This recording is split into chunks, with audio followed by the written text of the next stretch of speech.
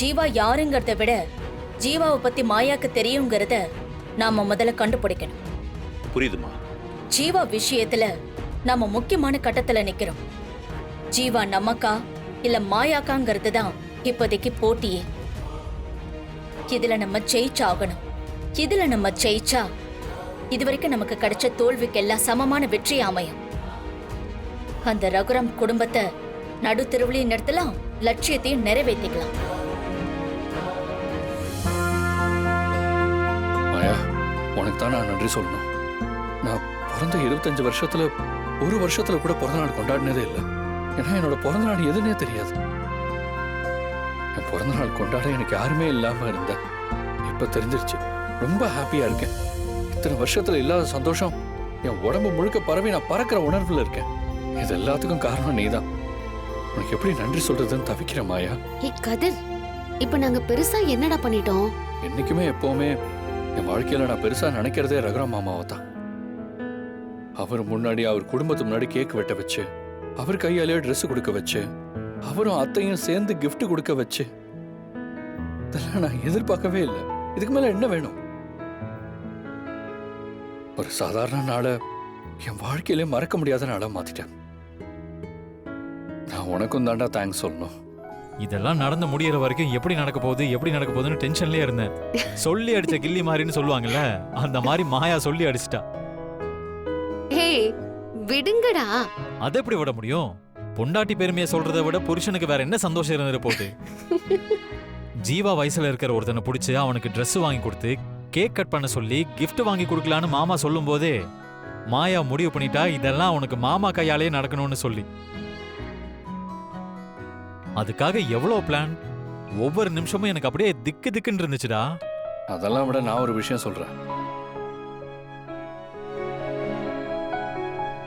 என் chain பரிமாறும் போது வெளியே வந்துருச்சு. மாமா ஒரு செகண்ட் பார்த்துட்டாரு. அவர் மறுபடியும் பார்க்கறதுக்குள்ள மாயா டக்குன்னு என்னை கூப்பிட்டு அந்த பக்கம் இழுத்துட்டா. இல்லைன்னா நான் தான் ஜீவான்னு மாமாக்கு தெரிஞ்சிருக்கும். தெரிஞ்சிருந்தா என்ன, மாமா சந்தோஷம் தான் பட்டிருப்பாரு. நீ கொஞ்சம் முன்னாடி சொன்னியே அப்படியே உடம்பெல்லாம் சந்தோஷமா இருக்குன்னு, அதே மாதிரி அவரும் ஃபீல் பண்ணிருப்பாரா? ஆனா அந்த மாதிரி நடக்கிறது கதிருக்கு சந்தோஷமா இருக்காது. இவனுக்கு சில லட்சியங்கள்லாம் இருக்கு. அதுல அவன் ஜெயிச்ச பின்னாடிதான் இவன் தான் ஜீவான்னு தெரியும் போது மாமா இன்னும் சந்தோஷப்படுவாரு. செயின் விஷயத்துல கவனமா இரு கதிர். இவ்வளவு சந்தோஷத்தையும் தனா கிட்ட சொல்ல முடியாத சூழ்நிலையில இருக்கேன் பாத்தியா? அதான் ரொம்ப கஷ்டமா இருக்கு. நீ சொல்ற மாதிரி நீதான் வாரிசுன்னு நம்ம குடும்பத்துக்கு சொல்ற டைம் ஒண்ணு வரும். அப்போ இந்த மாதிரி மறைஞ்சிட்டு இருக்க வேண்டிய அவசியம் இருக்காது. நீதான் வாரிசுன்னு சொல்லி நம்ம குடும்பத்தை கூட்டிட்டு வர்றது மட்டும் இல்லாம சொத்துலயும் உனக்கு உரிமைய வாங்கி கொடுப்பேன். அப்படி பண்ணாதான் நான் உனக்கும் தனாவுக்கும் செய்யற மிகப்பெரிய உதவி. அது உதவி இல்ல, கடமை. எங்க 2 பேரோட கடமை. கண்டிப்பா உன்னை வீட்டுக்கு கூட்டிட்டு வருவோம்டா.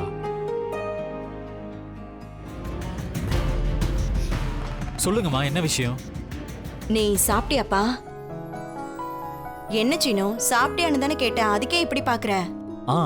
சாப்பிட்டம்மா. பாரு, நீ சாப்பிட்டது கூட எனக்கு தெரியாது. நீ எப்ப வீட்ல இருக்க, எப்ப வெளியில போற, எப்ப வர, எதுவுமே எனக்கு தெரிய மாட்டேங்குதுப்பா. என்னாச்சுமா உங்களுக்கு? இல்ல ஒன்னும் ஆகலடா. சும்மா உன்னை பத்தி யோசிச்சுட்டு இருந்தேன். உன்கிட்ட என்னால பேசவே முடியலப்பா. அடிக்கடி நீயும் மாயாவும் எங்கேயோ போறீங்க வரீங்க. மா, ஏதாவது ஒரு வேலை இருந்துகிட்டே தான் இருக்கு. நாங்க என்ன சும்மா வெளியே போறோம்? ஆமாப்பா, அதுவும் சரிதான். ஏதாவது வீட்ல ஒரு பிரச்சனை இருந்துகிட்டே தான் இருக்கு. அந்த தனா ஹோட்டல் பிரச்சனை, அந்த ஜீவா யாரு, எங்க இருக்கா, எப்ப வருவா, எல்லாரும் எதிர்பார்த்து தேடிக்கிட்டு இருக்கோம். அண்ணனும் அந்த ஜீவா வந்தாதான் நிம்மதியா இருப்பார் போல இருக்கு. அவரும் போலீஸ் ஸ்டேஷனு, ஆசிரமம், அது இதுன்னு அலைஞ்சுக்கிட்டு தான் இருக்காரு. ஆமாமா. சரி சீனோ, அந்த ஜீவாவை பத்தி உனக்கு ஏதாவது தெரிஞ்சுதாப்பா? அந்த பையன் எங்க இருக்கா? ஏன்னா ஜீவா வந்தாதான் இந்த வீடு பழைய மாதிரி சந்தோஷமா இருக்கும் போல இருக்கு. அவனை எப்படியாவது நீயும் மாயாவும் சேர்ந்து கூட்டிட்டு வந்துருங்கப்பா. அப்பதான் எல்லாருமே நிம்மதியா இருப்பாங்க. ஜீவா வீட்டுக்கு வரதால உங்களுக்கு அவ்வளவு சந்தோஷமாமா? என்னப்பா இப்படி கேக்குற? என் அண்ணன் சந்தோஷமா இருந்தா, இந்த வீடு சந்தோஷமா இருந்தா எனக்கு சந்தோஷம் தானே. அப்புறம் ஏன் நீங்க ஜீவாவுக்கு சொத்து கொடுக்க கூடாது, கையெழுத்து போட மாட்டேன்னு சொல்லி பிரச்சனை பண்ணீங்க? என்னப்பா, நீ உன் அப்பா மாதிரியே பேசிட்டு இருக்க. நான் கையெழுத்து போட மாட்டேன்னு எப்ப சொன்னேன்? ஜீவா யாருன்னு தெரியணும், ஜீவாவை கூட்டிட்டு வாங்க, அதுக்கப்புறம் கையெழுத்து போடுறேன்னு தானே சொன்னேன். அவன் நம்ம குடும்பத்து வாரிசு, அவனை கண்டுபிடிச்சு கூட்டிட்டு வர வேண்டியது நம்ம கடமை. இத்தனை நாள் தேடியும் அந்த ஜீவாவை பத்தி எந்த தகவலும் தெரியலையேடா. அந்த புள்ள எங்க இருக்கும் பாவம், இத்தனை வருஷமா தனியா இருந்து கஷ்டப்பட்டிருக்கோம். மா என்னம்மா நீங்க? அவன் யாரு எங்க இருக்கான்னு சொன்னா நீங்களே கையோட கூட்டிட்டு வந்துடுறீங்க போல. ஆமா சீனு, அவன் எங்க இருக்கான்னு தெரிஞ்சா சொல்லு, நான் போய் கூட்டிட்டு வந்துடுறேன். எந்த பிரச்சனை வந்தாலும் அம்மா பாத்துப்பேன்பா.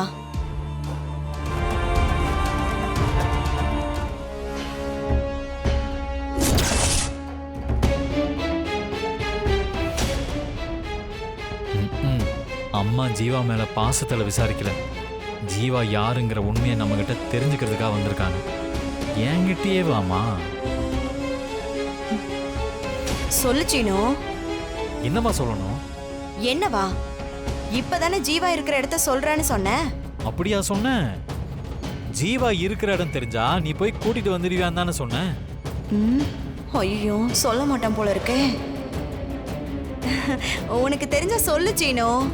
உன் தம்பி ஜீவா முகம் எப்படி இருக்குன்னு பார்க்க மனசு கிடந்து தவிக்குதுப்பா. எனக்கு தெரியாதுமா, தெரிஞ்சா நானே போய் கூட்டிட்டு வர மாட்டேனா? உங்களை போய் நான் ஏமா கூட்டிட்டு வர சொல்ல போறேன்?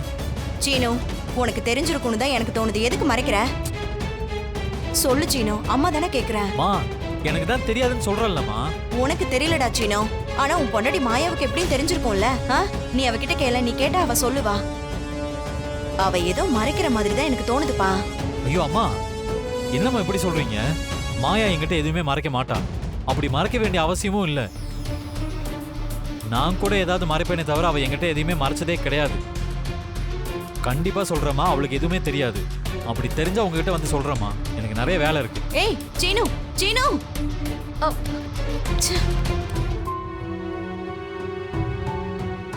சீனு, சீனு. மாயா என்ன சீனு, ஏதோ யோசிச்சுட்டே வர? இல்ல, என்னைக்கும் இல்லாம அம்மா என்கிட்ட ரொம்ப பாசமா பேசினாங்க மாயா. என்னடா வளர்ற? பெத்த பையன்கிட்ட அம்மா பாசமா பேச மாட்டாங்களா? இல்ல மாயா, அவங்க இன்னைக்கு பேசின விதமே வேற மாதிரி இருந்துச்சு. வேற மாதிரினா? அன்பா அக்கறையா தான் பேசினாங்க, ஆனா வழக்கத்தை விட அதிகமா இருந்துச்சு. அதிகமா இருந்தாலும் குறைச்சலா இருந்தாலும் அன்பும் அக்கறையும் சந்தோஷமான விஷயம் தானே. எனக்கே இதை கேட்கும்போது ரொம்ப சந்தோஷமா இருக்கு சீனு. உனக்கு ஏன் அவங்க மேல சந்தேகம் வந்துச்சு? பேச்சோட பேச்சா அவங்க ஜீவாவை பத்தி கேட்டாங்க.